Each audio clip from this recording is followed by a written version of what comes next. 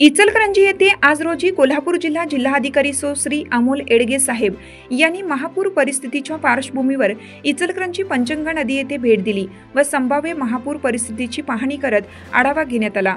तसेच महापूर परिस्थितीचे गांभीर्य लक्षात घेऊन आणीबाणी सेवा कार्यान्वित करत इचलकरंजी महानगरपालिका प्रशासनाला अलर्ट राहण्याच्या सूचना दिल्या।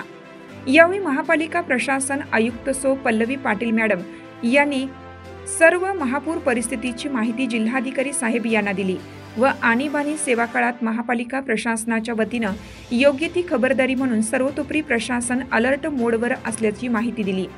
यावेळी माननीय जिल्हाधिकारी साहेब यांनी योग्य त्या सूचना करत नदीघाट परिसर व आजूबाजूच्या परिसरातील नागरिकांना अलर्ट राहत वेळी स्थलांतरित होण्याचं आवाहन केलं।